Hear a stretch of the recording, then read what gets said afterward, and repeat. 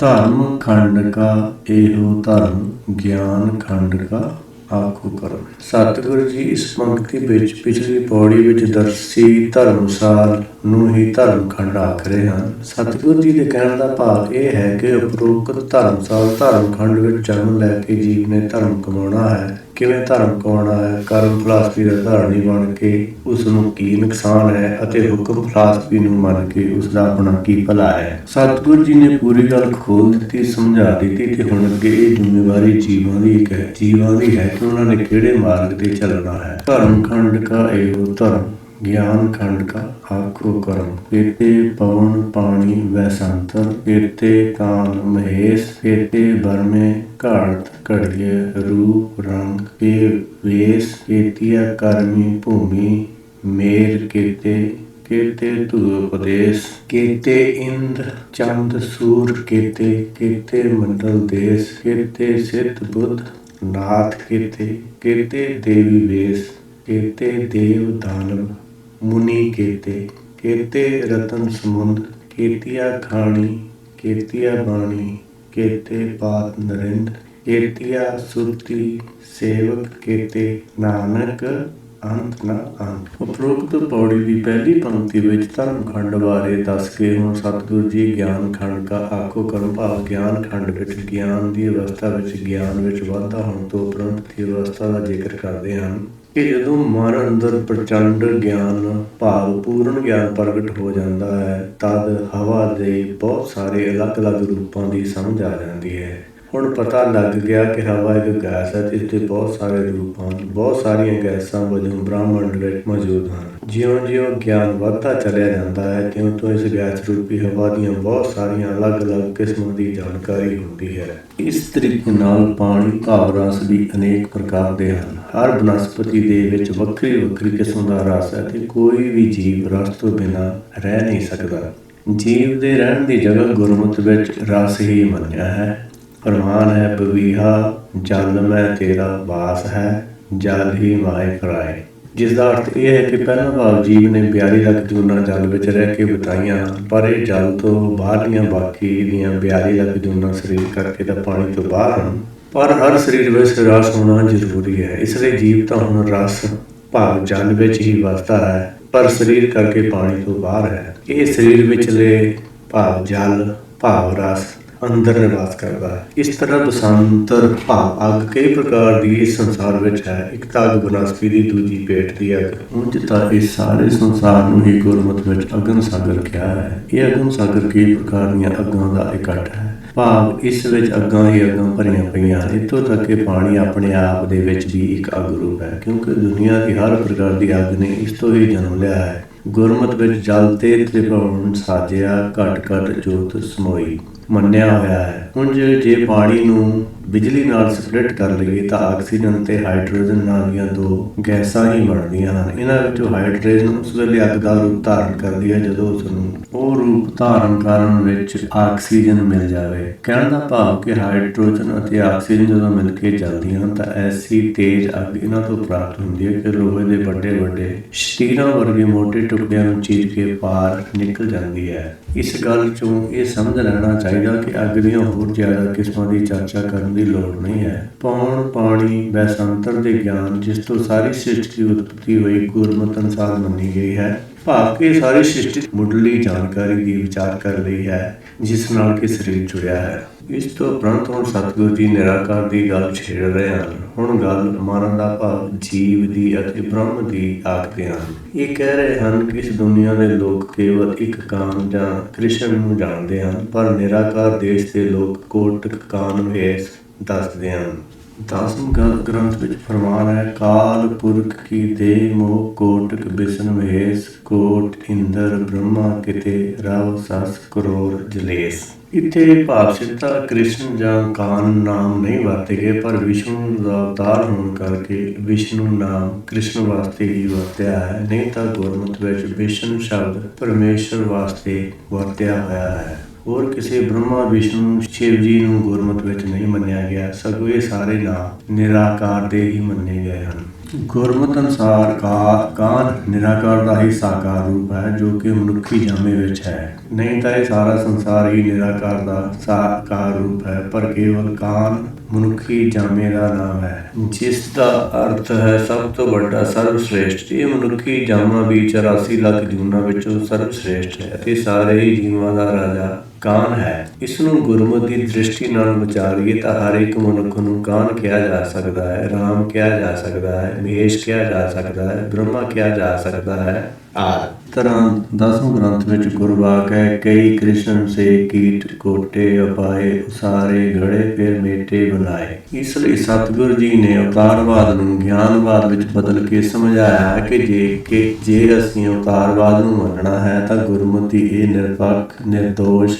ਨਿਰਵਿਕਾਰ, ਨਿਰਭੈ, ਨਿਰਵੈਰ ਦ੍ਰਿਸ਼ਟੀ ਹੀ ਅਪਣਾਉਣ ਯੋਗ ਹੈ। ਇਸ ਦਾ ਨਾਮ ਦਿਵ ਦ੍ਰਿਸ਼ਟੀ ਹੈ ਜਾਂ ਸਮ ਦ੍ਰਿਸ਼ਟੀ ਹੈ। ਸਤਿਗੁਰ ਜੀ ਇਸ ਦ੍ਰਿਸ਼ਟੀ ਨਾਲ ਜਿਸ ਮਨੁੱਖ ਨੂੰ ਦੇਖਦੇ ਹਨ ਉਹ ਉਹਨਾਂ ਨੂੰ ਹੀ ਬ੍ਰਹਮਾ, ਵਿਸ਼ਨੂੰ, ਸ਼ਿਵ ਜੀ, ਰਾਮ, ਕ੍ਰਿਸ਼ਨ ਲੱਗਦਾ ਹੈ। 10ਵੇਂ ਗ੍ਰੰਥ ਵਿੱਚ ਗੁਰਵਾਕ ਹੈ, ਜ਼ਮੀਨ ਜਮਾਨ ਕੀ ਵਿਖੈ, ਸਮਸਤ ਏਕ ਜੋਤ ਹੈ, ਨਾ ਘਾਟ ਹੈ ਨਾ ਬਾੜ ਹੈ, ਨਾ ਘਾਟ ਬਾੜ ਹੋਤ ਹੈ। ਇਸ ਲਈ ਕੀਤੇ ਕਾਨਵੇਸ਼, ਕਿਤਨੇ ਹੀ ਕਾਨਵੇਸ਼, ਕਿਤਨੇ ਹੀ ਵਰਮੇ ਘਾਟ ਘੜ ਰਹੇ ਹਨ ਅਤੇ ਅਨੇਕਾਂ ਰੰਗਾਂ ਰੂਪਾਂ ਦੀ ਭੇਸ ਬਣਾ ਰਹੇ ਹਨ, ਉਹਨਾਂ ਨੂੰ ਨਜ਼ਰ ਆ ਰਹੇ ਹਨ। ਬ੍ਰਹਮਾ ਵਿਸ਼ਨੂੰ ਬਹੁਤ ਕਿਵੇਂ ਹਨ ਇਹ ਤਾਂ ਸਮਝ ਲਿਆ, ਪਰ ਜੋ ਘਾਟ ਕਈ ਰੂਪਾਂ ਰੰਗਾਂ ਦੀ ਘੜ ਰਹੇ ਹਨ, ਇਸ ਬਾਰੇ ਸਤਿਗੁਰ ਜੀ ਕੀ ਕਹਿ ਰਹੇ ਹਨ ਇਹ ਸਮਝਣ ਦੀ ਲੋੜ ਹੈ। ਘਾਟ ਕਿਵੇਂ ਘੜਦੇ ਹਨ? ਗੁਰਮਤਿ ਅਨੁਸਾਰ ਹਰ ਇੱਕ ਜੀਵ ਹਰ ਇੱਕ ਜੂਨੀ ਵਿੱਚ ਆਪਣਾ ਸਰੀਰ ਭਾਵ ਘਰ ਆਪਣੇ ਲਈ ਆਪ ਹੀ ਬਣਾ ਰਿਹਾ ਹੈ। ਭਗਤ ਕਬੀਰ ਜੀ ਆਪਣੀ ਬਾਣੀ ਵਿੱਚ ਇਸ ਤਰੀਕੇ ਨਾਲ ਦੱਸਦੇ ਹਨ ਕਿ ਜੇ ਗੜ ਗੜਿਓ ਸੋ ਗੜ ਮੈਂ ਪਾਵਾ। ਜਿਸ ਗਿਆਨ ਸਰੂਪ ਜੀਵ ਨੇ ਇਹ ਸਰੀਰ ਰੂਪੀ ਘਰ ਜਾਂ ਕਿਲਾ ਆਪਣੇ ਲਈ ਆਪ ਬਣਾਇਆ, ਉਹ ਕਿਲੇ ਦੇ ਅੰਦਰੋਂ ਹੀ ਪ੍ਰਾਪਤ ਹੋ ਗਿਆ, ਲੱਭ ਗਿਆ, ਜਿਸ ਤੋਂ ਇਹ ਪਤਾ ਲੱਗਦਾ ਹੈ ਕਿ ਘਰ ਜੀਵ ਨੇ ਆਪਣੇ ਵਾਸਤੇ ਆਪ ਬਣਾਇਆ ਹੈ। ਇਸ ਤਰ੍ਹਾਂ ਸਾਰੇ ਜੀਵਾਂ ਨੂੰ ਆਪਣੇ ਆਪ ਘਰ ਬਣਾਉਂਦੇ ਵੇਖ ਕੇ ਸਤਿਗੁਰ ਜੀ ਉਪਰੋਕਤ ਪੰਕਤੀ ਦੇ ਉਚਾਰਨ ਕਰ ਰਹੇ ਹਨ। ਇੱਥੇ ਦਾ ਪਤਾ ਨਹੀਂ ਕਿ ਕਿੰਨੇ ਜੀਵ ਬ੍ਰਹਮਾ ਰੂਪ ਵਿੱਚ ਅਤੇ ਆਪਣੇ ਸਰੀਰ ਰੂਪੀ ਕਿਲੇ ਦੀ ਘਾਟ ਘੜ ਰਹੇ ਹਨ, ਪਰ ਇਹ ਸਾਰੀਆਂ ਘਾਟਾਂ ਪਰਮੇਸ਼ਰ ਦੇ ਹੁਕਮ ਵਿੱਚ ਹੀ ਘੜੀਆਂ ਜਾਂਦੀਆਂ ਹਨ। ਜਿਵੇਂ ਕਿ ਗੁਰਬਾਣੀ ਦਾ ਹੁਕਮ ਹੈ, ਹੁਕਮੇ ਆਵੇ ਹੁਕਮੇ ਜਾਵੇ, ਹੁਕਮੇ ਰਹਿ ਸਮਾਈ। ਇਸ ਤੋਂ ਅੱਗੇ ਸਤਿਗੁਰ ਜੀ ਇਸ ਧਰਤੀ ਵਰਗੀਆਂ ਕਿੰਨੀਆਂ ਹੋਰ ਭੂਮੀਆਂ ਦਾ ਜ਼ਿਕਰ ਕਰਦੇ ਹਨ ਜਿੱਥੇ ਜੀਵਨ ਹੈ ਤੇ ਉਹਨਾਂ ਜੀਵਾਂ ਤੇ ਵੀ ਪਰਮੇਸ਼ਰ ਦੀ ਹੀ ਕਿਰਪਾ ਦ੍ਰਿਸ਼ਟੀ ਕੰਮ ਕਰਦੀ ਹੈ। ਇਸ ਲਈ ਉਹਨਾਂ ਨੂੰ ਵੀ ਕਰਮ ਭੂਮੀਆਂ ਕਿਹਾ ਹੈ। ਹਰ ਇੱਕ ਕਰਮ ਭੂਮੀ ਵਿੱਚ ਮੇਰ ਸਰੀਰ ਹੈ, ਭਾਵ ਸਰਵਸ਼੍ਰੇਸ਼ਟ ਸਰੀਰ ਹੈ। ਬਾਕੀ ਸਾਰੇ ਸਰੀਰਾਂ ਨਾਲੋਂ ਉੱਤਮ ਉਸ ਨੂੰ ਹੀ ਮੰਨਿਆ ਜਾਂਦਾ ਹੈ ਜਿਸ ਤਰ੍ਹਾਂ ਧਰਤੀ ਉੱਤੇ ਮਨੁੱਖਾ ਸਰੀਰ ਹੈ। ਗਿਆਨ ਪ੍ਰਚੰਡ ਅਵਸਥਾ ਵਿੱਚ ਇਸ ਬ੍ਰਹਮੰਡ ਦੇ ਵਿੱਚ ਪਤਾ ਨਹੀਂ ਕਿੰਨੇ ਮੇਰ ਸੁਮੇਰ ਹਨ ਜਿਨ੍ਹਾਂ ਦਾ ਇੱਥੇ ਸਤਿਗੁਰ ਜੀ ਜ਼ਿਕਰ ਕਰ ਰਹੇ ਹਨ। ਉਹਨਾਂ ਕਰਮ ਭੂਮੀਆਂ ਉੱਤੇ ਉਹਨਾਂ ਮੇਰ ਸਰੀਰ ਦੇ ਧਾਰਨੀਆਂ ਵਾਸਤੇ ਪਤਾ ਨਹੀਂ ਕਿਤਨੇ ਮਨਾਂ ਨੂੰ ਖਿੱਚ ਪਾਉਣ ਵਾਲੇ ਉਪਦੇਸ਼ ਹਨ, ਜਿਸ ਤੋਂ ਮੁਰਾਦ ਇਹ ਹੈ ਕਿ ਅੱਡ-ਅੱਡ ਕਿਸਮ ਦੇ ਉਪਦੇਸ਼ ਅਤੇ ਉਹਨਾਂ ਦੇ ਉਪਦੇਸ਼ਾਂ ਵਿੱਚ ਅਲੱਗ-ਅਲੱਗ ਪ੍ਰਕਾਰ ਦੀ ਖਿੱਚ ਹੈ। ਇਸ ਸ੍ਰਿਸ਼ਟੀ ਵਿੱਚ ਪਤਾ ਨਹੀਂ ਕਿਤਨੇ ਇੰਦਰ, ਚੰਦ ਤੇ ਸੂਰਜਾਂ ਅਤੇ ਕਿਤਨੀਆਂ ਹੀ ਗੋਲਾਕਾਰ ਧਰਤੀਆਂ ਹਨ। ਉਹਨਾਂ ਧਰਤੀਆਂ ਉੱਤੇ ਭਗਤੀ ਕਰਨ ਵਾਲੇ ਸਿੱਧ ਬੁੱਧ ਅਤੇ ਨਾਥੀ ਪਤਾ ਨਹੀਂ ਕਿੰਨੇ ਕੁ ਹੋਰ ਹਨ ਅਤੇ ਉਹਨਾਂ ਨੇ ਕਿਤਨੀਆਂ ਕੁ ਉੱਥੇ ਮੱਤਾਂ ਪੈਦਾ ਕਰ ਰੱਖੀਆਂ ਹਨ। ਉਹਨਾਂ ਧਰਤੀਆਂ 'ਤੇ ਕਿੰਨੀ ਪ੍ਰਕਾਰ ਦੇ ਦੇਵਤੇ ਤੇ ਮੁਨੀ ਵਸਦੇ ਹਨ, ਕੁਝ ਦੱਸਿਆ ਨਹੀਂ ਜਾ ਸਕਦਾ। ਉਹਨਾਂ ਦੀ ਗਿਣਤੀ ਦੱਸ ਦੇਣਾ ਮੁਸ਼ਕਿਲ ਦੀ ਗੱਲ ਹੈ। ਉਹਨਾਂ ਦੇਵ, ਦਾਨਵ, ਮੁਨੀਆਂ, ਪਾਸ ਗਿਆਨ ਦੇ ਕਿਤਨੇ ਭੰਡਾਰਾਂ, ਇਹਨਾਂ ਬਾਰੇ ਬਿਆਨ ਕਰ ਦੇਣਾ ਵੀ ਜਾਣਕਾਰੀ ਤੋਂ ਪਰੇ ਦੀ ਗੱਲ ਹੈ। ਗੁਰਬਾਣੀ ਵਿੱਚ ਫਰਮਾਨ ਹੈ, ਗੁਰ ਸਾਗਰ ਰਤਨੀ ਨਹੀਂ ਤੋੜ। ਗਿਆਨ ਸਾਗਰ ਵਿੱਚ ਇਤਨੇ ਗਿਆਨ ਹਨ, ਭਾਵ ਰਤਨ ਹਨ, ਗੁਣ ਹਨ ਕਿ ਉਹਨਾਂ ਦੀ ਕੋਈ ਤੋੜ ਨਹੀਂ ਹੈ। ਇਸ ਤਰੀਕੇ ਨਾਲ ਇਸ ਬ੍ਰਹਮੰਡ ਵਿੱਚ ਸਾਰੀਆਂ ਖਾਣੀਆਂ ਕੇਵਲ 4 ਹੀ ਨਹੀਂ, 4 ਖਾਣੀਆਂ ਤਾਂ ਇਸ ਧਰਤੀ ਦੀਆਂ ਹਨ। ਬਾਕੀ ਧਰਤੀਆਂ ਉੱਤੇ ਅਲੱਗ-ਅਲੱਗ ਕਿਸਮ ਦੀਆਂ ਖਾਣੀਆਂ ਹੋਰ ਬਹੁਤ ਹਨ। ਉਹਨਾਂ ਧਰਤੀਆਂ ਉੱਤੇ ਸਾਰੀਆਂ ਖਾਣੀਆਂ ਤੋਂ ਪੈਦਾ ਹੋਏ ਜੀਵਾਂ ਦੀਆਂ ਬਾਣੀਆਂ, ਬੋਲੀਆਂ, ਆਪਣੀਆਂ ਭਾਸ਼ਾਵਾਂ ਵੀ ਬਹੁਤ ਹਨ। ਉਹਨਾਂ ਧਰਤੀ ਉੱਤੇ ਕਿੰਨੇ ਕੁ ਰਾਜੇ ਹਨ, ਉੱਥੇ ਦੇ ਸਭ ਕੁਝ ਨੂੰ ਆਪਣਾ ਹੀ ਸਮਝ ਕੇ ਉੱਥੇ ਮਾਲਕ ਬਣੀ ਬੈਠੇ ਹਨ। ਉੱਥੇ ਹੋਰ ਬਹੁਤ ਸਾਰੇ ਕਿਸਮ ਦੀਆਂ ਸੋਚਾਂ, ਵਿਚਾਰਧਾਰਾਵਾਂ ਹਨ। ਉੱਥੇ ਹੋਰ ਬਹੁਤ ਵਿਚਾਰਧਾਰਾ ਨੂੰ ਮੰਨਣ ਵਾਲੇ ਹਨ। ਉਹਨਾਂ ਤੇ ਚੱਲਣ ਵਾਲੇ ਸੇਵਕ ਹਨ ਜਿਨ੍ਹਾਂ ਦੀ ਕੋਈ ਗਿਣਤੀ ਦੱਸੀ ਨਹੀਂ ਜਾ ਸਕਦੀ। ਗਿਆਨ ਖੰਡ ਮੈਂ ਗਿਆਨ ਪ੍ਰਚੰਡ, ਤਿੱਥੈ ਨਾਦ ਵਿਨੋਦ ਕੋਡ ਆਨੰਦ, ਧਰਮ ਖੰਡ ਕੀ ਬਾਣੀ ਰੂਪ, ਤਿੱਥੈ ਘਾੜਤ ਘੜੀ ਹੈ ਬਹੁਤ ਅਨੂਪ। ਤਾਕੀਆਂ ਗੱਲਾਂ ਕਥੀਆਂ ਨਾ ਜਾਏ, ਜੇ ਕੋ ਕਹਿ ਪਿਛੈ ਪਛਤਾਏ। ਤਿੱਥੇ ਘੜੀਏ ਸੁਰਤ ਮਤ ਮਨ ਬੁੱਧ, ਤਿੱਥੇ ਘੜੀਏ ਸੁਰਾ ਸਿਧਾ ਕੀ ਸੁਧ। ਗਿਆਨ ਖੰਡ ਭਾਵ ਸਹਿਜ ਸਮਾਧ ਉਸ ਅਵਸਥਾ ਦਾ ਨਾਮ ਹੈ ਜਦੋਂ ਗੁਰਸਿੱਖ ਦੀ ਸੁਰਤ ਵਿੱਚ ਸ਼ਬਦ ਦੀ ਧੁਨੀ ਨਿਰੰਤਰ ਲਗਾਤਾਰ ਗੂੰਜਦੀ ਰਹਿੰਦੀ ਹੈ, ਵੱਜਦੀ ਰਹਿੰਦੀ ਹੈ। ਇਉਂ ਕਹਿ ਲਈਏ ਕਿ ਗੁਰਸਿੱਖ ਇਕੱਠੇ ਪੈਰ ਗੁਰ ਸ਼ਬਦ ਦੀ ਵਿਚਾਰ ਕਰਦਾ ਹੈ ਅਤੇ ਗੁਰ ਸ਼ਬਦ ਵਿਚਲੇ ਤੱਤ ਗਿਆਨ ਨੂੰ ਪੂਰੀ ਗਹਿਰਾਈ ਤੱਕ ਜਾਣਨ ਵਿੱਚ ਹਰ ਵੇਲੇ ਲੱਗਿਆ ਰਹਿੰਦਾ ਹੈ। ਉਸਦੇ ਸ਼ਬਦ ਵਿਚਲੇ ਬ੍ਰਹਮ ਗਿਆਨ ਨੂੰ ਰਿੜਕ ਕੇ ਪੂਰਾ ਮੱਖਣ ਭਾਵ ਤੱਤ ਗਿਆਨ ਪ੍ਰਾਪਤ ਕਰਕੇ ਛੱਡਦਾ ਰਹਿੰਦਾ ਹੈ। ਜਦ ਤੱਕ ਉਸਦੇ ਆਪਣੇ ਅੰਦਰਲੇ ਗਿਆਨ ਪ੍ਰਚੰਡ ਰੂਪ ਧਾਰਨ ਨਾ ਕਰ ਲਵੇ ਜਾਂ ਉਸਦੇ ਅੰਦਰ ਪੂਰਨ ਗਿਆਨ ਦੀ ਹਨੇਰੀ ਨਾ ਪ੍ਰਗਟ ਹੋ ਜਾਵੇ, ਜਿਸ ਨਾਲ ਕਿ ਭਰਮ ਦੇ ਸਾਰੇ ਪਰਦੇ ਉੱਡ ਕੇ ਕਿਤੇ ਦੂਰ ਨਾ ਚਲੇ ਜਾਣ ਅਤੇ ਹਿਰਦੇ ਵਿਚਲੇ ਸਾਰੇ ਭਰਮ ਦਾ ਨਾਸ਼ ਨਾ ਹੋ ਜਾਵੇ। ਪ੍ਰਚੰਡ ਗਿਆਨ ਦੀ ਅਵਸਥਾ ਤੋਂ ਬਾਅਦ ਸ਼ੁੱਧ ਹਿਰਦੇ ਵਿੱਚ ਉਸ ਨਾਦ ਭਾਵ ਸ਼ਬਦ ਦੀ ਧੁਨੀ ਪ੍ਰਗਟ ਹੋ ਕੇ ਕੰਨਾਂ ਤੋਂ ਬਗੈਰ ਸੁਣੀ ਜਾ ਸਕਦੀ ਹੈ, ਜਿਸ ਨਾਲ ਖੁਸ਼ੀ, ਵਿਨੋਦ, ਖੇੜਾ ਤੇ ਵਿਸਮਾਦ ਦੀ ਅਵਸਥਾ ਤੁਰੀਆ ਪਤ ਪ੍ਰਾਪਤ ਹੋ ਜਾਵੇਗਾ। ਇਹ ਪਰਮ ਆਨੰਦ ਦੀ ਅਵਸਥਾ ਮਾਇਆ ਵਿਚਲੇ ਕਰੋੜਾਂ ਆਨੰਦਾਂ ਤੋਂ ਵੀ ਸ਼੍ਰੇਸ਼ਟ ਹੁੰਦੀ ਹੈ। ਇਸ ਤੋਂ ਅੱਗੇ ਸਰਵ ਖੰਡ ਵਿੱਚ ਗੁਰਬਾਣੀ ਦੁਆਰਾ ਸੁਰਤ ਭਾਵ ਮਨ ਕੀ ਮਤ, ਜਿਸਦਾ ਨਾਮ ਬੁੱਧੀ ਵੀ ਹੈ, ਇਸ ਦਾ ਰੂਪ ਸਮਰ ਜਾਂਦਾ ਹੈ। ਇੱਥੇ ਇੱਕ ਅਜੀਬ ਕਿਸਮ ਦੀ ਬੜੀ ਸੁੰਦਰ ਘਾਟ ਘੜੀ ਜਾਂਦੀ ਹੈ। ਇਸ ਕਿਸਮ ਦੀ ਘਾਟ ਸੰਸਾਰ ਵਿੱਚ ਕਿਸੇ ਵੀ ਮਸ਼ੀਨ ਦੁਆਰਾ ਜਾਂ ਕਿਸੇ ਟੂਲ ਦੁਆਰਾ ਨਹੀਂ ਘੜੀ ਜਾ ਸਕਦੀ। ਇਹ ਨਿਰਾਕਾਰੀ ਮਨ, ਮਤ ਅਤੇ ਬੁੱਧ ਸਿਰਫ ਇਸੇ ਜਗ੍ਹਾ ਗਿਆਨ ਖੰਡ ਦੁਆਰਾ ਭਾਵ ਗੁਰੂ ਕੀ ਮਤ ਦੁਆਰਾ ਘੜੇ ਜਾਂਦੇ ਹਨ। ਗੁਰਬਾਣੀ ਦਾ ਗੁਰਵਾਕ ਹੈ ਅਸ਼ਟ ਧਾਤ ਪਾਤਸ਼ਾਹ ਕੀ ਘੜੀਏ ਸ਼ਬਦ ਵਿਗਾਸ। ਇਸੇ ਤਰ੍ਹਾਂ ਇੱਕ ਹੋਰ ਗੁਰਵਾਕ ਹੈ ਸੱਚ ਕੀ ਘਾਤੀ ਸੱਚ ਸੰਸਾਰ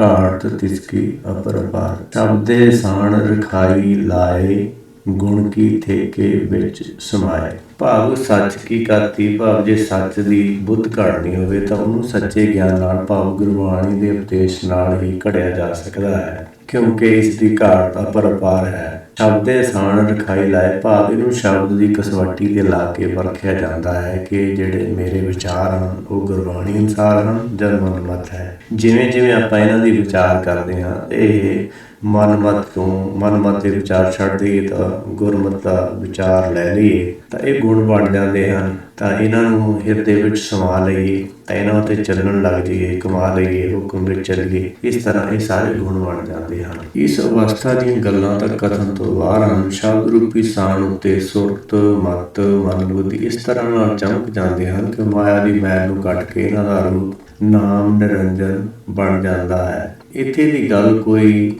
ਕੀ ਦੱਸੇ, ਕਿਵੇਂ ਦੱਸੇ, ਦੱਸਣ ਵਾਲੀ ਤਾਂ ਗੱਲ ਹੈ ਹੀ ਨਹੀਂ। ਪਰ ਜੇ ਕੋਈ ਦੱਸਣਾ ਚਾਹਵੇ ਜਾਂ ਦੱਸ ਦੇਵੇ ਤਾਂ ਉਸਨੂੰ ਇਸ ਲਈ ਪਛਤਾਉਣਾ ਪਵੇਗਾ, ਕਿਉਂਕਿ ਸਹੀ ਗੱਲ ਤਾਂ ਦੱਸੀ ਜਾ ਹੀ ਨਹੀਂ ਸਕਦੀ। ਜੇ ਕੋਈ ਦੱਸੇਗਾ ਤਾਂ ਦੱਸੀ ਹੋਈ ਗੱਲ ਸਹੀ ਹੋਣੀ ਹੀ ਨਹੀਂ। ਉੱਥੇ ਤਾਂ ਮਨ ਘੜਿਆ ਜਾਂਦਾ ਹੈ, ਸੁਰਤ ਘੜੀ ਜਾਂਦੀ ਹੈ, ਬੁੱਧੀ ਵਿਚਲਾ ਨਿਖਾਰ ਇਸ ਨੂੰ ਘੜ ਕੇ ਚਮਕਾਇਆ ਜਾਂਦਾ ਹੈ। ਇੱਥੇ ਤਾਂ ਦੇਵਤੇ ਅਤੇ ਸਿੱਧ ਪੁਰਸ਼ ਜੋ ਆਪਣੇ ਆਪ ਨੂੰ ਗੁਰੂ ਖਵਾਉਂਦੇ ਸੀ, ਉਹਨਾਂ ਦੀ ਸੋਝੀ ਵੀ ਮਲੀਨ ਜਾਪਦੀ ਹੈ। ਉਸ ਨੂੰ ਵੀ ਇਸ ਅਵਸਥਾ ਵਿੱਚ ਗਿਆਨ ਪ੍ਰਾਪਤ ਕਰਕੇ ਆਪਣੀ ਅਗਿਆਨਤਾ ਦਾ ਨਾਸ਼ ਕਰਕੇ ਇਸੇ ਰਸਤੇ ਦੇ ਵਿੱਚੋਂ ਲੰਘਣਾ ਪੈਣਾ ਹੈ। ਇਸ ਤੋਂ ਸਾਫ਼ ਜ਼ਾਹਰ ਹੈ ਕਿ ਦੇਵਤਿਆਂ ਅਤੇ ਸਿੱਧਾਂ ਦੀ ਮਤ ਅਧੂਰੀ ਹੈ।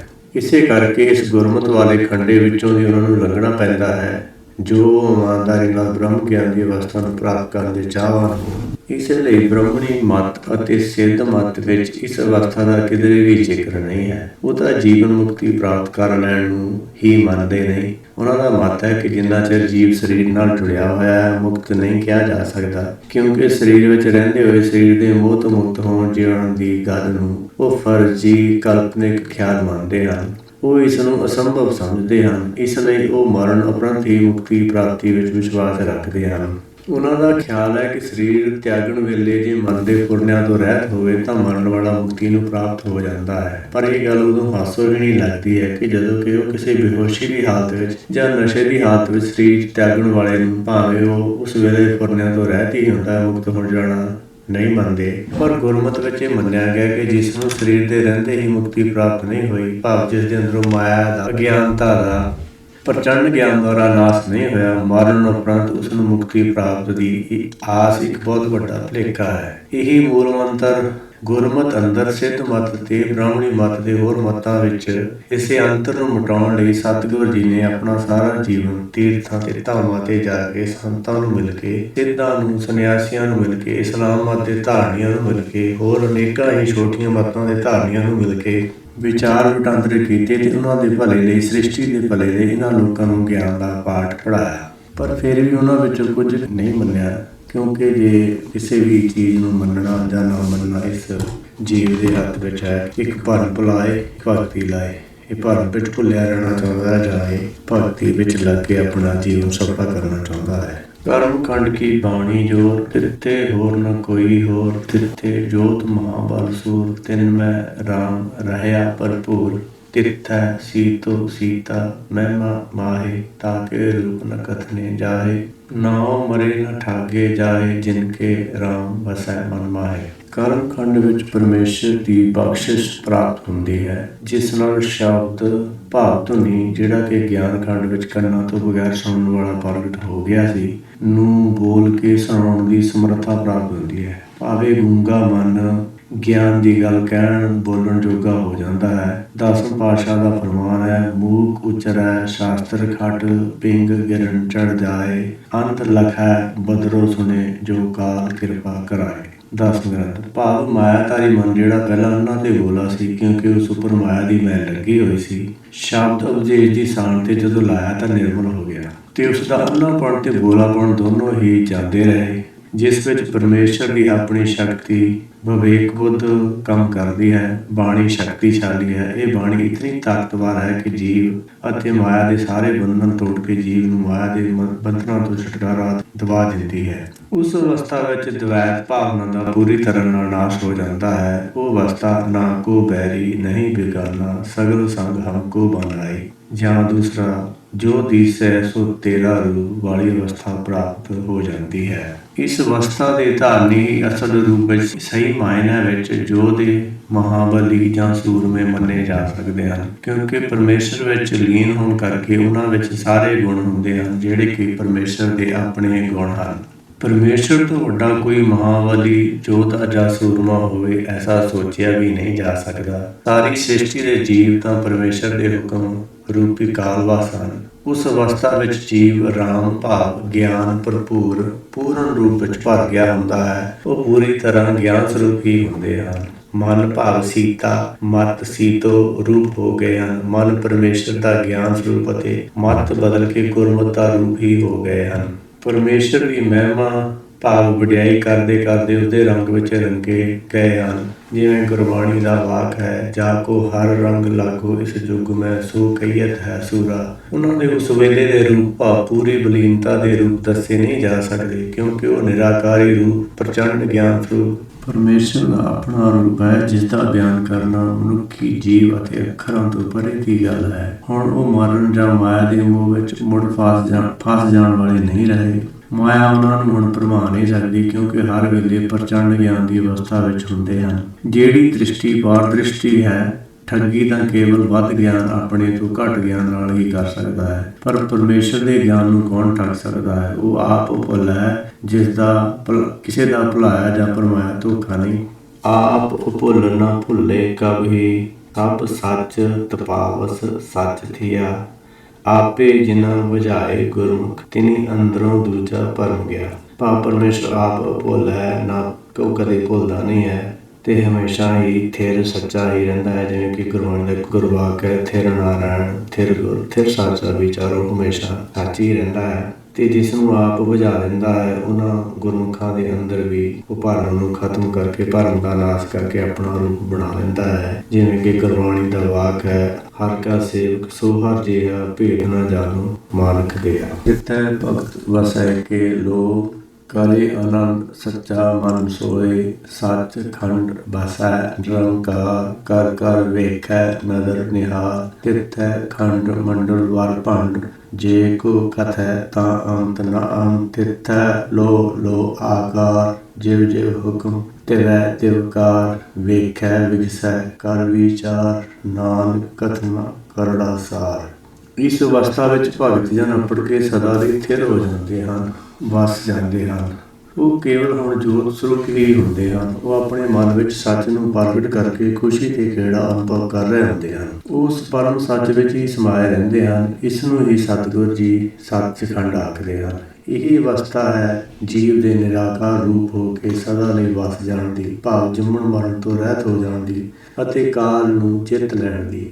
ਸੱਚਖੰਡ ਵਿੱਚ ਸਭ ਨਿਰਾਕਾਰ ਸਰੂਪ ਹੀ ਵਸਦਾ ਹੈ, ਜਿਹੜਾ ਕਿ ਪਰਮੇਸ਼ਰ ਦਾ ਆਪਣਾ ਹੀ ਸਰੂਪ ਹੈ। ਉਹ ਬ੍ਰਹਮ ਗਿਆਨ ਸਰੂਪ ਬ੍ਰਹਮੰਡ ਦੀ ਖੇਡ ਨੂੰ ਚਲਾ ਕੇ ਵੇਖ ਕੇ ਖੁਸ਼ ਹੁੰਦਾ ਰਹਿੰਦਾ ਹੈ ਅਤੇ ਜੀਵਾਂ ਤੇ ਕਿਰਪਾ ਦ੍ਰਿਸ਼ਟੀ ਕਰਕੇ ਉਹਨਾਂ ਨੂੰ ਜੀਵਨ ਮੁਕਤ ਅਵਸਥਾ ਦੀ ਪ੍ਰਾਪਤੀ ਕਰਾਉਂਦਾ ਰਹਿੰਦਾ ਹੈ। ਇਸ ਅਵਸਥਾ ਵਾਲੀ ਦ੍ਰਿਸ਼ਟੀ ਬ੍ਰਹਮੰਡ ਦੇ ਸਾਰੇ ਖੰਡਾਂ ਭਾਵ ਹਿੱਸਿਆਂ ਨੂੰ ਆਪਣੀ ਲਪੇਟ ਵਿੱਚ ਲਈ ਰੱਖਦੀ ਹੈ। ਉਹਨਾਂ ਤੇ ਜੋ ਕੁਝ ਵੀ ਹੋ ਰਿਹਾ ਹੈ, ਹੋਣ ਵਾਲਾ ਹੈ, ਸਭ ਇਸ ਦ੍ਰਿਸ਼ਟੀ ਦੇ ਅਧੀਨ ਹੁੰਦਾ ਹੈ। ਉੱਤੇ ਜੋ ਕੁਝ ਵਾਪਰ ਰਿਹਾ ਹੈ ਉਸ ਬਾਰੇ ਜੇ ਕੋਈ ਗੁਰਮੁਖ ਜਿਹੜਾ ਕਿ ਉਪਰੋਕਤ ਦ੍ਰਿਸ਼ਟੀ ਦਾ ਧਾਰਨੀ ਹੋਵੇ ਦੱਸਣ ਲੱਗੇ ਤਾਂ ਵਿਸਥਾਰ ਇਤਨਾ ਹੋ ਜਾਵੇਗਾ ਇਸ ਦਾ ਅੰਤ ਭਾਵ ਇਸ ਵਿਸਥਾਰ ਨੂੰ ਬਿਆਨ ਕਰਨਾ ਹੀ ਅਸੰਭਵ ਹੋ ਜਾਵੇਗਾ, ਕਿਉਂਕਿ ਇੱਥੇ ਇਤਨੇ ਜੀਵ ਹਨ ਜਿਨ੍ਹਾਂ ਨੂੰ ਪਰਮੇਸ਼ਰ ਤੋਂ ਹੀ ਚਾਨਣ ਭਾਵ ਲੋਹ ਹੁੰਦੀ ਹੈ। ਉਹਨਾਂ ਦੇ ਅੱਡ-ਅੱਡ ਆਕਾਰ ਹਨ, ਪਰ ਜਿਵੇਂ ਜਿਵੇਂ ਉਹਨਾਂ ਨੂੰ ਹੁਕਮ ਹੁੰਦਾ ਹੈ ਤਿਵੇਂ ਉਹ ਕੰਮ ਕਰਦੇ ਹਨ। ਪਰਮੇਸ਼ਰ ਉਹਨਾਂ ਨੂੰ ਹੁਕਮ ਅੰਦਰ ਨੱਚਦੇ ਦੇਖ ਕੇ ਖੁਸ਼ ਹੁੰਦਾ ਹੈ। ਜਦੋਂ ਇਹ ਵਿਚਾਰਦਾ ਹੈ ਕਿ ਖਸਮ ਦੀ ਬਰਾਬਰੀ ਕਰਨ ਵਾਲੇ ਇਹ ਜੀਵ ਜੇ ਬਰਾਬਰੀ ਕਰਨ ਦੀ ਗਲਤੀ ਨਾ ਕਰਦੇ ਤਾਂ ਇਹਨਾਂ ਨੂੰ ਲੰਮੇ ਸਮੇਂ ਤੱਕ ਅਨੰਤ ਜੁਨੀ ਅੰਦਰ ਨੱਚਣਾ ਨਾ ਪੈਂਦਾ। ਇੱਕ ਮਾਮੂਲੀ ਗਲਤੀ ਕਾਰਨ ਕਿੱਡਾ ਵੱਡਾ ਲੰਬਾ ਝਮੇਲਾ ਇਹਨਾਂ ਆਪਣੇ ਗੱਲ ਉਸ ਆਪਣੀ ਅਕਲ ਦੁਆਰਾ ਪਾ ਲਿਆ ਹੈ, ਜਿਸ ਤੋਂ ਚੰਗੀ ਅਕਲ ਹੋਰ ਕੋਈ ਦੁਨੀਆ ਵਿੱਚ ਹੈ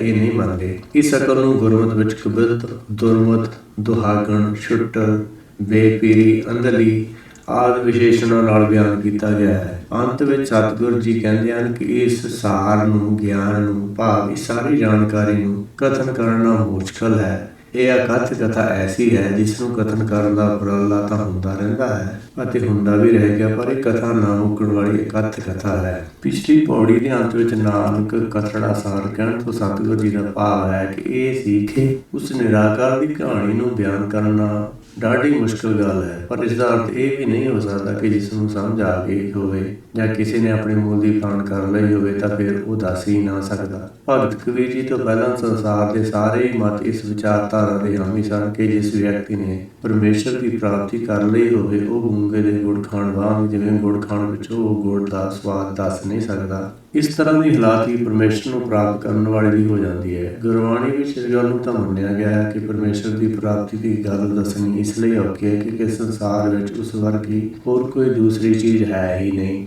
ਜਿਸ ਨਾਲ ਉਸ ਦੀ ਤੁਲਨਾ ਕੀਤੀ ਜਾ ਸਕੇ, ਪਰੰਤੂ ਪ੍ਰਾਪਤ ਕਰਨ ਤੱਕ ਦਾ ਸਾਰਾ ਰਸਤਾ ਜਿਹੜਾ ਕਿ ਪ੍ਰਾਪਤ ਕਰਤਾ ਨੇ ਤੈਅ ਕੀਤਾ ਹੈ ਉਸ ਨੂੰ ਤਾਂ ਦੱਸਿਆ ਜਾ ਸਕਦਾ ਹੈ। ਇਸ ਲਈ ਪਰਮੇਸ਼ਰ ਭਾਵ ਹਰੀ ਨੂੰ ਪ੍ਰਾਪਤ ਕਰਨ ਦਾ ਜਾਂ ਇਉਂ ਕਹਿ ਲਓ ਕਿ ਹਰ ਤੱਕ ਪਹੁੰਚਣ ਦਾ ਮਾਰਗ ਜਿਹੜਾ ਗੁਰਬਾਣੀ ਵਿੱਚ ਸਮਝਾਇਆ ਗਿਆ ਹੈ ਉਸ ਨੂੰ ਹਰ ਕਾ ਮਾਰਗ ਮੰਨਿਆ ਗਿਆ ਹੈ। ਇਸ ਲਈ ਇਸ ਮਾਰਗ ਦੇ ਧਾਰਨੀ ਗੁਰਮੁਖ ਗੁਰਸਿੱਖ ਹੀ ਹਰ ਕੇ ਸੰਤ ਹੁੰਦੇ ਹਨ। ਇਸ ਲਈ ਹਰ ਕੇ ਸੰਤਾਂ ਨੇ ਪਰਮੇਸ਼ਰ ਦੀ ਪ੍ਰਾਪਤੀ ਦਾ ਸਾਰਾ ਭੇਦ ਗੁਰਬਾਣੀ ਅੰਦਰ ਖੋਲ ਕੇ ਦੱਸਿਆ ਹੋਇਆ ਹੈ। ਹੁਣ ਸਵਾਲ ਇਹ ਪੈਦਾ ਹੁੰਦਾ ਹੈ ਕਿ ਜਿਨੀ ਹਰ ਪਾਇਓ ਤਿਨੀ ਛਪਾਇਓ ਦੇ ਹਾਮੀਆਂ ਦੇ ਸਾਹਮਣੇ ਕਿਹੜੀ ਔਕੜ ਸੀ ਜਿਸ ਕਰਕੇ ਉਹ ਇਹ ਕੁਝ ਵੀ ਦੱਸਣ ਤੋਂ ਇਨਕਾਰੀ ਸਨ।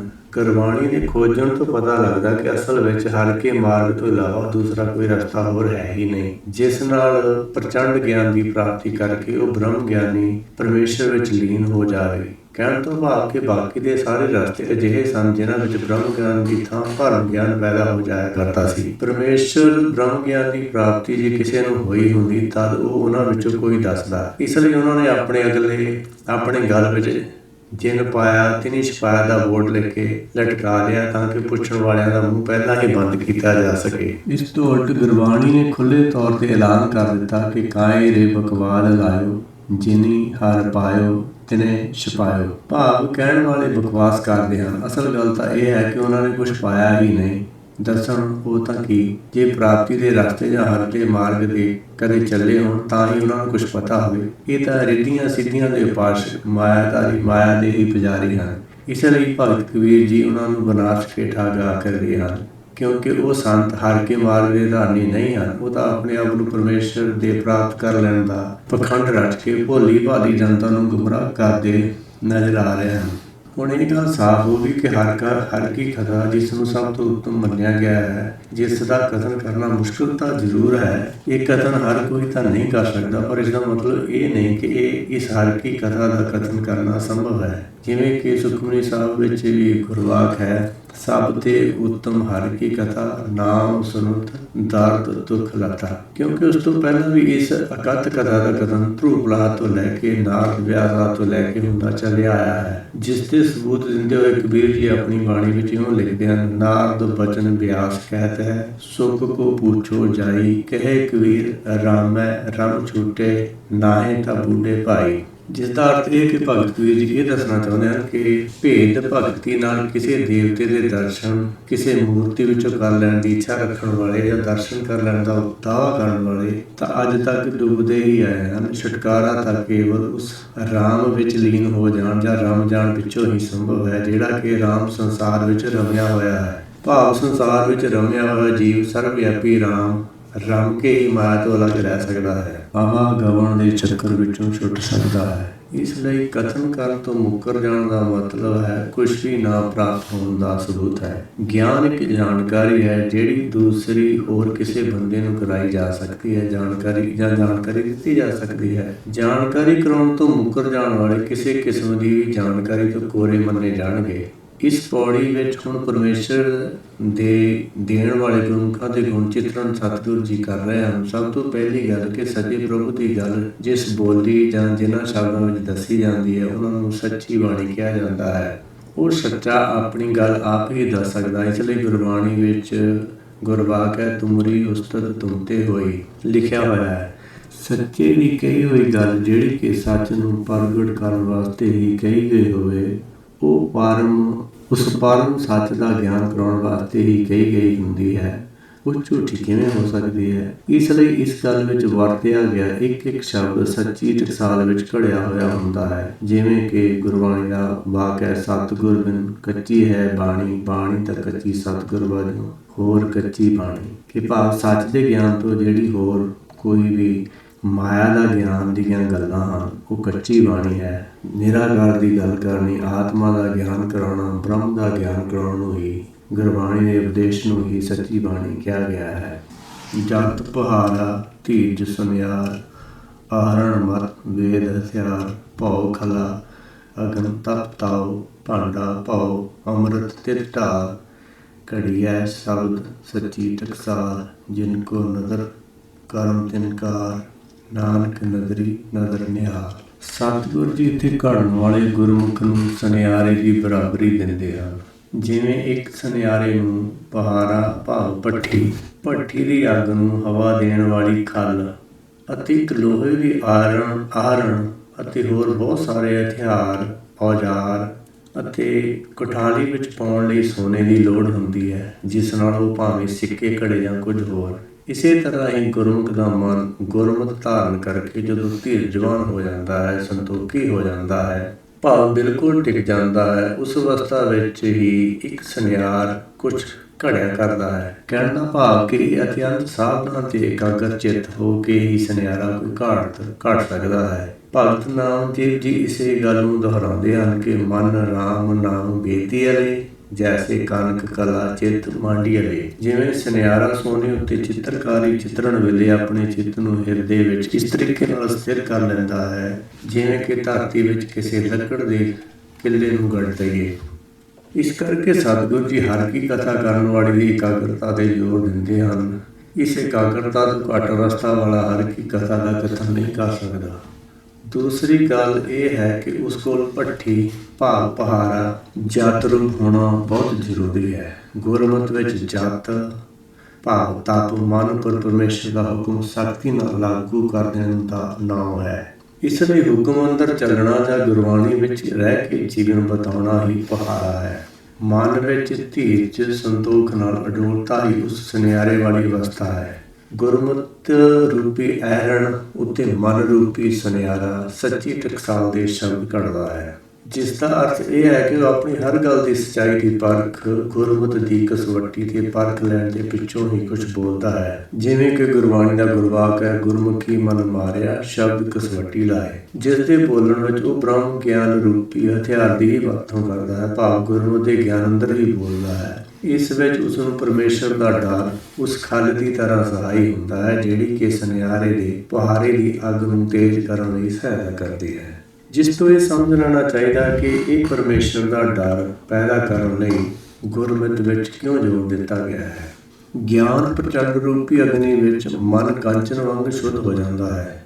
ਪਰਮੇਸ਼ਰ ਦੇ ਪ੍ਰੇਮ ਰੂਪੀ ਭਾਂਡਾ ਭਾਵ ਹਿਰਦਾ, ਜਿਸ ਵਿੱਚ ਅੰਮ੍ਰਿਤ ਨਾਮ ਭਰਪੂਰ ਹੁੰਦਾ ਹੈ, ਮਾਇਆ ਦੀ ਮੈਲ ਨੂੰ ਪ੍ਰਚੰਡ ਗਿਆਨ ਦੀ ਅੱਗ ਸਾੜ ਕੇ ਰੱਖ ਦਿੰਦੀ ਹੈ। ਉਸ ਵਿੱਚੋਂ ਗਿਆਨ ਅੰਮ੍ਰਿਤ ਇਸ ਤਰੀਕੇ ਨਾਲ ਫੁੱਟ ਪੈਂਦਾ ਹੈ ਕਿ ਜਿਸ ਨਾਲ ਮਨ ਮਤਵਾਲਾ ਹੋ ਕੇ ਉਸ ਦੇ ਰੰਗ ਵਿੱਚ ਰੰਗ ਹੋ ਕੇ ਇਸ ਤਰੀਕੇ ਨਾਲ ਸ਼ਬਦ ਉਚਾਰਨ ਕਰਦਾ ਹੈ ਕਿ ਇਸ ਤਰੀਕੇ ਦੇ ਵਚਨ ਬੋਲਦਾ ਹੈ ਕਿ ਦੁਨੀਆ ਦੇ ਮਾਇਆਧਾਰੀ ਲੋਕਾਂ ਨੂੰ ਉਹ ਬੌਰਾ ਭਾਵ ਕਮਲਾ ਲੱਗਣ ਲੱਗ ਪੈਂਦਾ ਹੈ। ਇਹ ਉਸਦੇ ਸੱਚੀ ਟਕਸਾਲ ਦੇ ਸ਼ਬਦ ਕਥਨ ਦਾ ਪ੍ਰਮਾਣ ਪੱਤਰ ਹੁੰਦਾ ਹੈ, ਕਿਉਂਕਿ ਸੰਸਾਰੀ ਗੱਲਾਂ ਅਤੇ ਹਕੀਕਤਾਂ ਇੱਕ ਦੂਸਰੇ ਤੋਂ ਇੱਕਦਮ ਉਲਟ ਦਿਸ਼ਾਵਾਂ ਵੱਲ ਪ੍ਰੇਰਦੀਆਂ ਹਨ, ਇੱਕ ਦੂਸਰੇ ਤੋਂ ਵਿਰੋਧੀ ਉਪਦੇਸ਼ ਕਰਦੀਆਂ ਹਨ। ਇਸ ਲਈ ਸਤਿਗੁਰੂ ਨਾਨਕ ਦੇਵ ਜੀ ਨੇ ਕਿਹਾ ਹੈ, ਭਗਤਾਂ ਤੈ ਸਹਿਸਾਰੀਆਂ ਜੋੜ ਕਦੇ ਨਾ ਆਇਆ। ਇਹ ਸੱਚੀ ਟਕਸਾਲ ਦਾ ਉਪਦੇਸ਼ ਸ਼ਬਦ ਕਥਨ ਕਰਨਾ ਉਹਨਾਂ ਗੁਰਮੁਖਾਂ ਦੇ ਹਿੱਸੇ ਵਿੱਚ ਆਉਂਦਾ ਹੈ ਜਿਨ੍ਹਾਂ ਉੱਤੇ ਪਰਮੇਸ਼ਰ ਦੀ ਕਿਰਪਾ ਹੋ ਗਈ ਹੁੰਦੀ ਹੈ। ਉਹਨਾਂ ਨੂੰ ਪਰਮੇਸ਼ਰ ਨੇ ਆਪਣੀ ਕਿਰਪਾ ਦ੍ਰਿਸ਼ਟੀ ਦੁਆਰਾ ਸਦਾ ਵਿਕਾਸ ਦੀ ਅਵਸਥਾ ਬਖਸ਼ ਕਰ ਦਿੱਤੀ ਹੁੰਦੀ ਹੈ। ਉਸ ਨਦਰੀ ਕਿਰਪਾਲੂ ਪਰਮੇਸ਼ਰ ਨੇ ਆਪਣੀ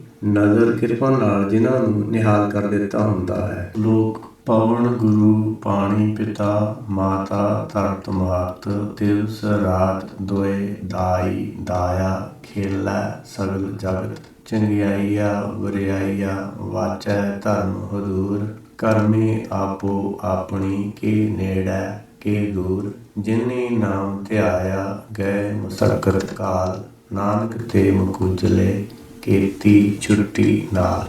ਗੁਰਮਤਿ ਵਿੱਚ ਪਵਨ ਭਾਵ ਹਵਾ ਨੂੰ ਗੁਰੂ ਅਤੇ ਪਾਣੀ ਨੂੰ ਪਿਤਾ ਕਿਹਾ ਗਿਆ ਹੈ। ਪਵਨ ਨੂੰ ਗੁਰੂ ਕਿਉਂ ਕਿਹਾ ਹੈ? ਇਸ ਨੂੰ ਜੇ ਗੁਰਬਾਣੀ ਵਿੱਚੋਂ ਸਮਝੀਏ ਤਾਂ ਕਈ ਪੱਖਾਂ ਤੋਂ ਰੌਸ਼ਨੀ ਪਾਈ ਨਜ਼ਰ ਆਉਂਦੀ ਹੈ। ਗੁਰੂ ਸ਼ਬਦ ਨਿਰਾਕਾਰ ਪਰਮੇਸ਼ਰ ਲਈ, ਉਸਦੇ ਗਿਆਨ ਲਈ, ਹਵਾ ਲਈ ਅਤੇ ਬਾਣੀ ਜਾਂ ਸ਼ਬਦ ਲਈ ਵਰਤਿਆ ਹੋਇਆ ਹੈ।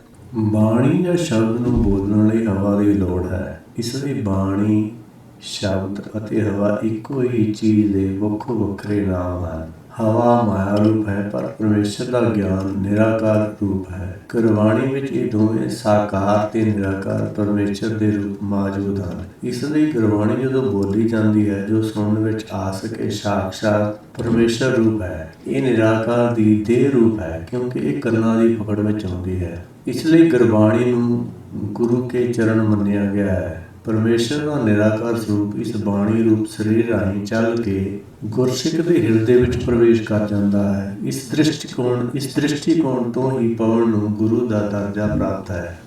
ਪਾਣੀ ਨੂੰ ਪਿਤਾ ਮੰਨਣ ਪਿੱਛੇ ਵੀ ਦੋ ਕਾਰਨ ਹਨ। ਗੁਰਮਤਿ ਵਿੱਚ ਸ੍ਰਿਸ਼ਟੀ ਦੀ ਉਤਪਤੀ ਪਾਣੀ ਭਾਵ ਰਸ ਤੋਂ ਹੀ ਮੰਨੀ ਗਈ ਹੈ, ਜਿਸ ਨਾਲ ਅੱਜ ਦਾ ਵਿਗਿਆਨ ਵੀ ਸਹਿਮਤ ਹੈ। ਦੂਸਰਾ, ਨਿਰਾਕਾਰ ਨੂੰ ਭਾਵ ਨਾਮ ਨੂੰ ਵੀ ਅੰਮ੍ਰਿਤ ਜਲ ਰੂਪ ਰਸ ਰੂਪ ਮੰਨਿਆ ਗਿਆ ਹੈ। ਇਹ ਸਾਰਾ ਪਾਣੀ ਵੀ ਪ੍ਰਭੂ ਵਿੱਚੋਂ ਹੀ ਪੈਦਾ ਹੋਇਆ ਹੈ ਅਤੇ ਬ੍ਰਹਮ ਗਿਆਨ ਵੀ ਇੱਕ ਰਸ ਹੈ ਜੋ ਆਪਣਾ ਇੱਕ ਵਿਸ਼ੇਸ਼ ਉੱਤਮ ਸਵਾਦ ਰੱਖਦਾ ਹੈ। ਸਰੀਰ ਭਾਵ ਦੇਹੀ ਵਿਚਲੇ ਜੀਵ ਆਤਮਾ ਨੂੰ ਪਾਣੀ ਰੂਪ ਹੀ ਮੰਨਿਆ ਹੈ, ਕਿਉਂਕਿ ਪਰਮੇਸ਼ਰ ਆਪ ਹੀ ਪਾਣੀ ਰੂਪ ਹੈ। ਕਹੋ ਕਬੀਰ ਭਜ ਸਾਰੰਗ ਪਾਣੀ। ਸੋ ਪਰਮੇਸ਼ਰ ਜੀਵ ਦਾ ਪਿਤਾ ਹੋਣ ਕਰਕੇ ਪਾਣੀ ਪਿਤਾ ਕਿਹਾ ਹੈ। ਜਦ ਹਵਾ ਪਵਨ ਗੁਰੂ ਰੂਪ ਹੈ ਤਾਂ ਪਾਣੀ ਦਾ ਰੂਪ ਵੀ ਸਰੀਰਕ ਰਿਸ਼ਤੇ ਵਜੋਂ ਤੇ ਆਤਮਕ ਰਿਸ਼ਤੇ ਵਜੋਂ ਪਿਤਾ ਰੂਪ ਹੀ ਹੈ। ਤੀਸਰੇ ਨੰਬਰ ਤੇ ਸਰੀਰ ਰੂਪੀ ਧਰਤੀ, ਜਿਸ ਵਿੱਚ ਨਾਮ ਦਾ ਬੀਜ ਉੱਗਣਾ ਹੈ, ਪੈਦਾ ਹੋਣਾ ਹੈ, ਜਾਂ ਜਿਸ ਸਰੀਰਕ ਧਰਤੀ ਦੀ ਮਦਦ ਨਾਲ ਗਿਆਨ ਹਾਸਲ ਕਰਕੇ ਇਸ ਵਿੱਚ ਰਹਿੰਦੇ ਬ੍ਰਹਮ ਗਿਆਨੀ ਦੇ ਪੁੱਤਰ ਰਾਮ ਕੀ ਅੰਸ਼ ਨੂੰ ਭੋਜਨ ਕਰਾਉਣਾ ਹੈ, ਦੀ ਮਹੱਤਤਾ ਤੋਂ ਵੀ ਇਨਕਾਰ ਨਹੀਂ ਕੀਤਾ ਜਾ ਸਕਦਾ। ਇਸ ਲਈ ਇਸ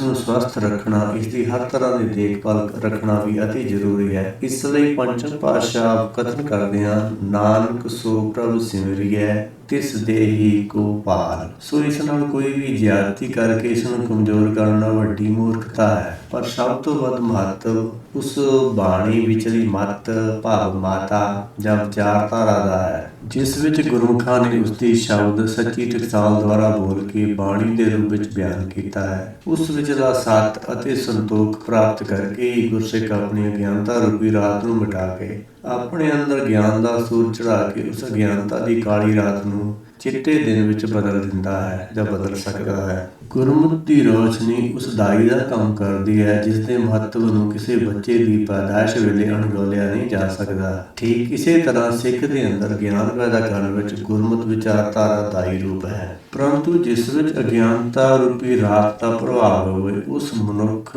ਜਾਂ ਜੀਵ ਵਾਸਤੇ ਉਸ ਦੀ ਅਗਿਆਨਤਾ ਦਾਇਆ ਰੂਪ ਹੈ, ਜੋ ਇਸ ਨੂੰ ਸੰਸਾਰੀ ਪਦਾਰਥਾਂ ਵਿੱਚ ਫਸਾ ਕੇ ਇਸ ਨੂੰ ਜੀਵਨ ਭਰ ਸ੍ਰਿਸ਼ਟੀ ਦੇ ਪਦਾਰਥਾਂ ਨਾਲ ਪਰਚਾਈ ਰੱਖਦੀ ਹੈ। ਇਹਨਾਂ ਦੋ ਕਿਸਮ ਦੇ ਮਨਮੁਖ ਤੇ ਗੁਰਮੁਖ ਰੂਪੀ ਜੀਵਾਂ ਦੀਆਂ ਚੰਗਿਆਈਆਂ ਤੇ ਬੁਰਾਈਆਂ, ਗੁਣ ਤੇ ਔਗੁਣ, ਇਹਨਾਂ ਦੇ ਮਨ ਅੰਦਰ ਨਿਵਾਸ ਕਰਨ ਵਾਲਾ ਸਤ ਸਰੂਪ ਆਪ ਵੇਖਦਾ ਹੈ ਤੇ ਵਾਚਦਾ ਹੈ। ਇਹ ਸਤ ਸਰੂਪ ਚਿੱਤ ਹਰ ਸਮੇਂ ਨਾਲੋਂ ਨਾਲ ਹਰ ਗੱਲ ਬਾਰੇ ਗਲਤ ਜਾਂ ਠੀਕ ਬੋਲ ਕੇ ਦੱਸਦਾ ਰਹਿੰਦਾ ਹੈ, ਜੋ ਨਾਲੋਂ ਨਾਲ ਮਤ ਰੂਪੀ ਫੱਟੀ ਤੇ ਹਿਰਦੇ ਵਿੱਚ ਲਿਖਿਆ ਜਾਂਦਾ ਹੈ, ਰਿਕਾਰਡ ਹੁੰਦਾ ਹੈ। ਉਹ ਸਰਵਵਿਆਪੀ ਪਾਰਬ੍ਰਹਮ ਕਿਸੇ ਵਾਸਤੇ ਵੀ ਨੇੜੇ ਜਾਂ ਦੂਰ ਨਹੀਂ ਹੈ। ਗੱਲ ਤਾਂ ਸਿਰਫ ਉਸ ਦੀ ਕਿਰਪਾ ਦ੍ਰਿਸ਼ਟੀ ਦੀ ਹੈ, ਜਿਹੜੀ ਕਿ ਜੀਵ ਨੇ ਹਾਸਲ ਕਰਨੀ ਹੁੰਦੀ ਹੈ। ਜਿੰਨੀ ਕੁ ਕਿਸੇ ਦੇ ਉੱਤੇ ਉਸ ਦੀ ਰਹਿਮਤ ਹੁੰਦੀ ਹੈ, ਉਤਨਾ ਹੀ ਉਸ ਦੇ ਨੇੜੇ ਹੁੰਦਾ ਹੈ ਜਾਂ ਹੋ ਜਾਂਦਾ ਹੈ। ਭਾਵ ਜਿਵੇਂ ਕੋਈ ਗੁਰਬਾਣੀ ਦਾ ਉਪਦੇਸ਼ ਲੈ ਕੇ ਉਸ ਨੂੰ ਮੰਨ ਕੇ ਆਪਣੇ ਮਨ ਤੇ ਲਾਗੂ ਕਰਦਾ ਹੈ ਤੇ ਹੁਕਮ ਵਿੱਚ ਚੱਲਣ ਦੀ ਕੋਸ਼ਿਸ਼ ਕਰਦਾ ਹੈ, ਉਨਾ ਹੀ ਉਹ ਸੱਚ ਉਸ ਦੇ ਨੇੜੇ ਆਉਂਦਾ ਹੈ।